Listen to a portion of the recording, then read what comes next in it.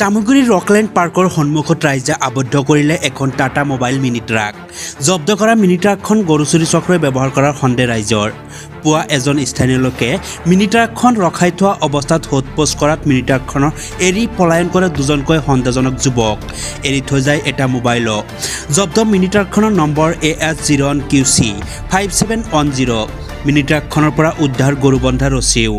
Mini ট্ৰাকখনৰ পৰা পলায়ন কৰা এজন যুৱক চামুগুৰিৰ সোণাৰীবালিৰ বুলি চিনাক্ত।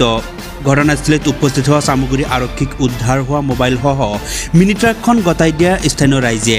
সঠিক দিশত তদন্ত চলাই নিবলৈ আৰক্ষীক আহ্বান ৰাইজৰ।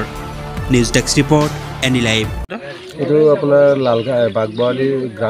বাগবাৰী নহয় আৰু ৰকলেণ্ড পাৰ্ক বুলি কয়।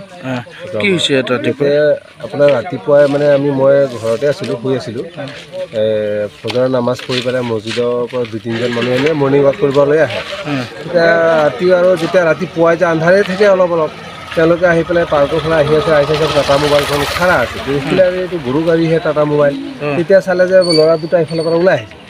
ওলাই আহোঁতে সোধপোছ কৰোঁতে তেওঁলোকে কি কৰিলে, যেতিয়া এফালে ওচৰলৈ মাতিলে তেতিয়া তেওঁলোকে এটা দৌৰ মাৰিব খুজিলে। দৌৰ মাৰোঁতে ধৰিলে এটাক। ধৰোঁতে কি কৰিলে, এটা ইফালে দৌৰ মাৰিলে আৰু এটা বিল ফালে দৌৰ মাৰিব খুজিছে। তেওঁক ধৰোঁতে এই বয়সস্থ মানুহজনক অলপ বেয়াকৈ আঘাত কৰি পেলাই তেওঁ পলালে।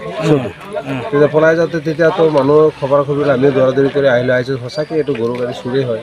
যদি তেওঁ গৰু চুৰ কৰাই নাই, ৰাতিপুৱাতে গাড়ীখন ইয়াত কি কাৰণত ৰখিবলৈ আছে? মানুহজন ক'ৰ হয় শুনাই বুলি এতিয়া গম পালোঁ। এতিয়া চিনাক্ত কৰা হৈছে। চুৰ গৈ পেলাই ঘৰত পাই গ'ল।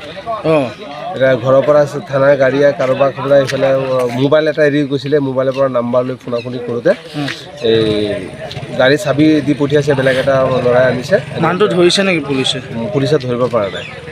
লগে লগে থানাত ফোন কৰিলোঁ মই ছাৰক। ছাৰে লগে লগে আমাৰ পেট্ৰলিং ডিউটি তেওঁলোকে ৰাতি গৈ পেলাই খুচিলে, আকৌ লগে লগে থানা গাড়ী মানে গৰু চুৰি বাহন আৰু ইয়াত গৰু চুৰ হৈ থাকে। গৰু চুৰ এই আপোনাৰ 4-5 দিন আগতে আমাৰ এই জেগাখিনিৰ পৰা এটা গৰু দিনতে লৈ গুচি গ'ল। আৰু পৰহি আমাৰ ৰঙাগড়া ওচৰৰে 7-9টা গৰু চুৰ কৰি লৈ গ'ল। দিনে নিশাই চুৰ হৈ আছে। আৰু ইয়াতে গাড়ী লোড হয়। কাৰণ এই ৰকলেণ্ড পাৰ্কখন এটা সময়ত বহুত ধুনীয়া এটা জাকত জিলিকা হিচাপে পাৰ্ক আছিল। আৰু এই পাৰ্কখন হাবি জংঘল আছে নেকি? হাবি জংঘল একদম ভৰ্তি। তাৰ সুবিধা লৈ পেলাই ইয়াতে গাড়ী চব গৰু ইয়াতে লোড হয়। আমি গম পালোঁ। তেতিয়া আমি আপোনাৰ VDP পাহাৰাও চলি থাকে। আমাৰ ৰাতি পেট্ৰলিং ডিউটি চলে। কোন সময়ত সিহঁতে সুবিধা বুজি পেলাই গৰুবিলাক চুৰ কৰি লৈ যায় ক'ব নোৱাৰি।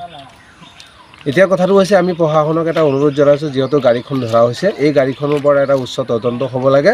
তদন্ত হৈ যাতে যদি সঁচাকৈ চোৰক ধৰিব পাৰে, তেতিয়া তাৰ ওপৰত এটা বিহিত ব্যৱস্থা লৈ যে এই অঞ্চলৰ পৰা যাতে আমাৰ এই গৰু চুৰবিলাক যাতে হৈ আছে নাইকিয়া কৰিব লাগে। আৰু ৰঙাগড়া য'ত গৰু চুৰ হৈছিলে, তাৰে 2 ঘৰ মানুহ আহি পেলাই গাড়ীত সেই ঘৰৰ গৰুৰ ৰছী পাইছে গাড়ীত এই যিখন বাহন আজি আমি ইয়াত ধৰা হৈছে। এয়া ৰঙাগড়াৰ পৰা মানুহে বিচাৰি আছে গৰু বেচাৰাখনতে। দুখীয়া ঘৰৰ মানুহে একজাক মানুহ আহিছে, তেওঁলোকেও কথাটো গম পাব।